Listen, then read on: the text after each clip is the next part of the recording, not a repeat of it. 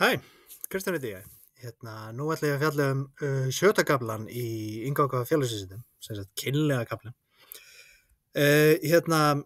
Eins og ég hef nefnt áður í fyrir vídeum að það, þú veist, ég er að fara yfir hlutina á ógnarhraða og eftir minni túlkun og svona, og svo er alls konar svona hugtök sem eru skilgreind og annað en að glæra og svona, þannig að þið bara stoppið í það pásu til þess að skoða textan og svona og flakkja þessum og svoleiðis. Ég ætla að fjalla kyn og kynhlutverk, sérst eðlishyggju og mótunarhyggju varðandi sérst þessi kyn og kynhlutverk. Svo fjalla ég 4 bylgjur í réttindabaráttu kvenna. Svo skaðsemi kynhlutverkar og muni ég fara eftir sérst, hvað segja, karlamegin þar, enda, þú veist, vanari því sviði. Kyn er sérst þessi líffræðilegu eiginleika sem okkur er færði af náttúrunnar hendi, sko. Og það er yfirleitt talað þú veist, náttúrulega bara þess að tvo hópa líffræðilegu eiginleika, þú veist, það er karllægt og það er kvenlægt, þú veist, og flest okkar eru mjög hefðbundin gerð af líffræðinni, skilur. Karlar eru lit með typu og eistu og eitthvað heilin þyngri og testosterón og eitthvað svona, og konur yfirleitt með sitt. Ég ætla ekki að fara út í hvernig þetta getur verið ólíkt, en það er sem sagt flest okkar fara í gegnum þetta svona bara eðlilega, en það er fullt af fólki sem að passar ekki í hefðbundin líffræðileg form, og þú veist, ég er með greinar á að verða aukaefni sem sagt frávikin í þessu, sko.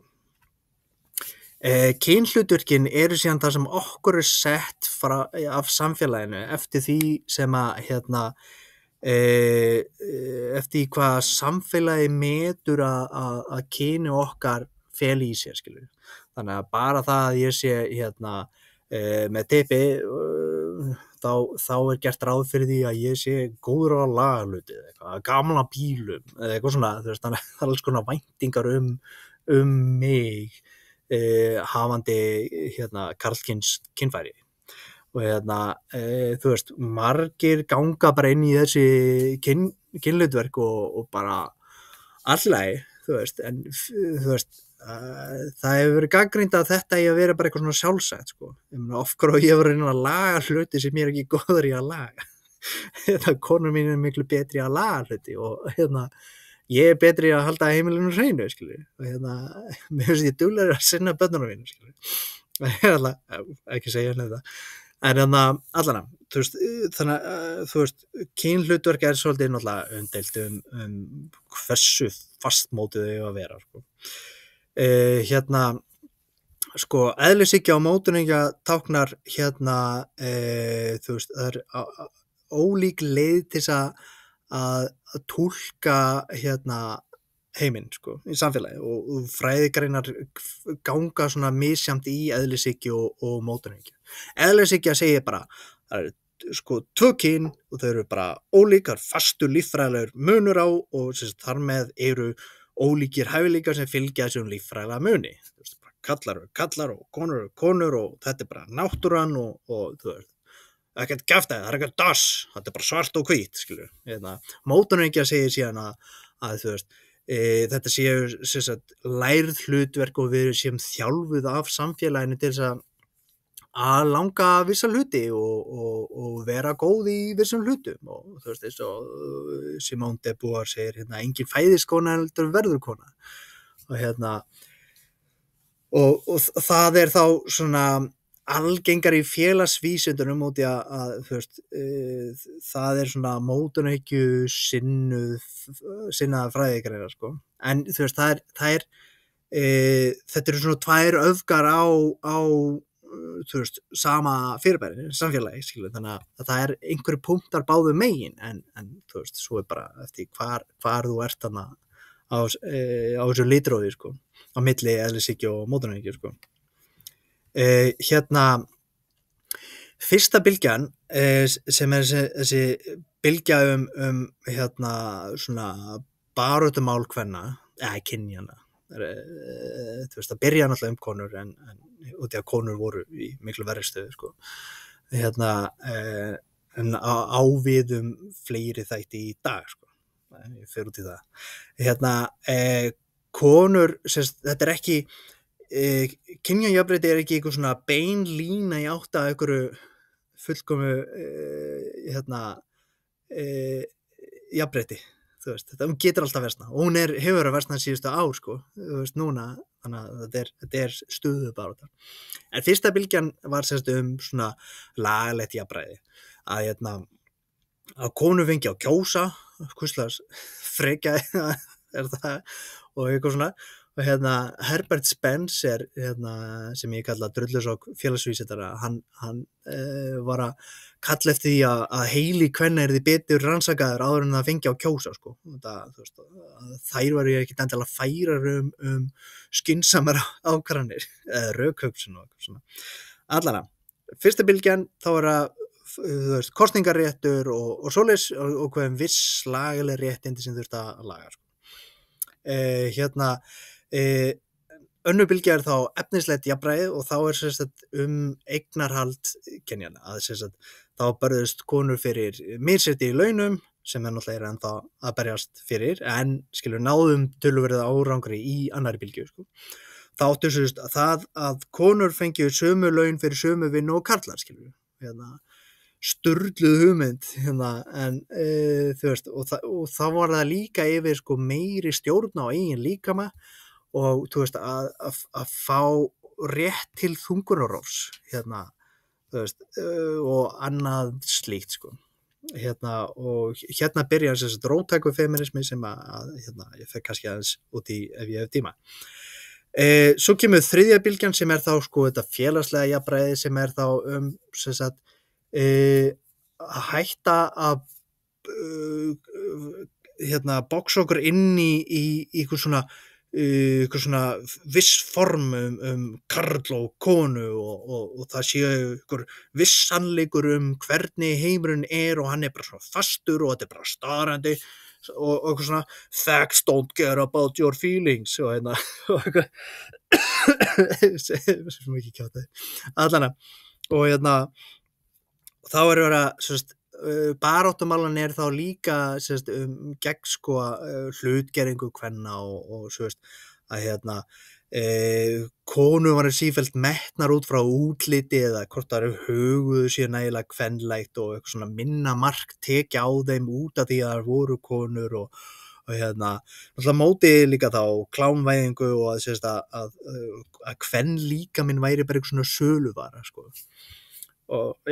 Og þá byrja líka, sko, feminismi í samtölunum sem ég mun aðeins reyna að fara út í og svo það fjórða bylgjan sem þá menningilegt eða stafrænt jafnræði og það þessi bylgja sem við erum í dag sem svona ansi lík þriðju bylgju en svona alveg nótis að það sé að kalla þess hér bylgju og þá þá að deila sögum kynjaofbeldi á samfélagsmiðlum og þar með að sýna fram á að kynjaofbeldi ekki bara einhver persónulegur harmleikur sem það að taka skoða sérstaklega fyrir sig aðgreint frá öðrum heldur þetta kerfisbundið óréttlæti í lögum og í samfélagsgerð og þú veist það þú veist, hvað segja, taka réttlæti í eigin hendur út í að þú veist, lögin ekki nú duglega að passa upp á þú veist, fólk gegn, sko, kynferðisofbeldi og þá fóru við bara í, þú veist, hvað segja, svolítið dómstólagötunar til þess að leita réttlætis og í því Free the Nipple, Me Too og fleira, sko, og Me Too hann og aldeilis áhrif, sko.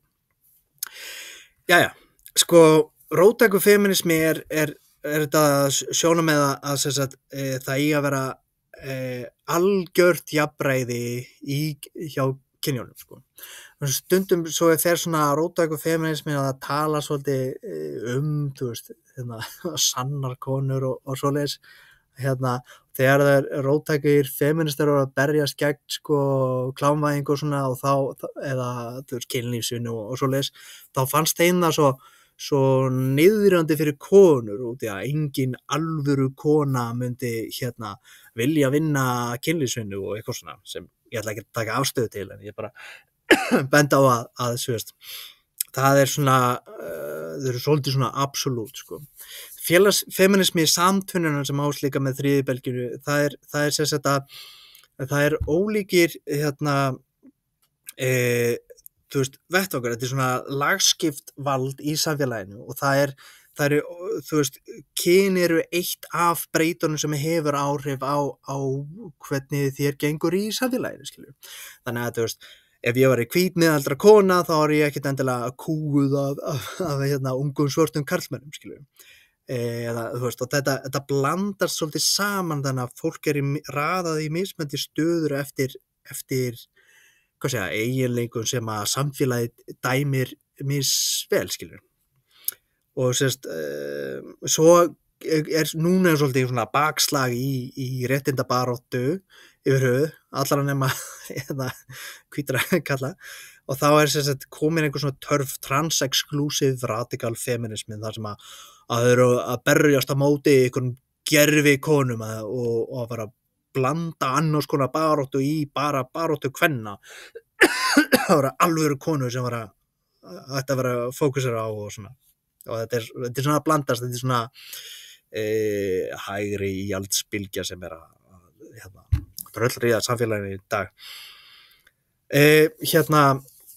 Sem sagt, það að við sem sagt, búum í feðraveldi, þú veist, samfélög er alltaf svona, þú veist, að hafa karlar alltaf verið með mest völd og svona hyglir þeim svona. Það þýðir ekkert að sé endilega betra að vera karlmaður, skilur við.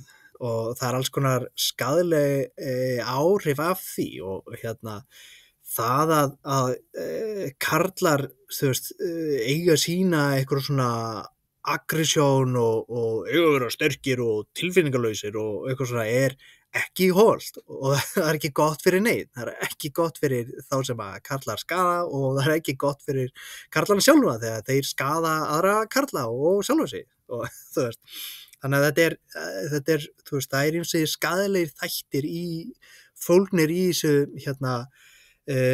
kynja hlutverkum sem okkur sett og þú veist, við þurfum svolítið að skoða af hverju ég að vera að standa í þessu, ég meina þú veist, ef að mér er ógnað af gröðrum karlmanni þá ætti vera svona rökrétt viðbrögð mín að forðast ógnina, skilur við.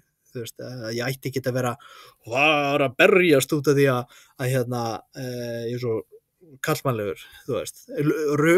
Ruglaða leiðin væri bara eitthvað, ok, ég ætla að lágmarka hættu og hámarka bara, þú veist, friðsamlega samskipti, skilur við. En svo ef að ég myndi sér bakka út ef einhver var eitthvað, viltu slást? Og ég alveg, nei, ég vil ekki slást þig og þá færi mér kannski að hugsa bara, nú líður mér ekki karlmannlegum og þú veist, ég var að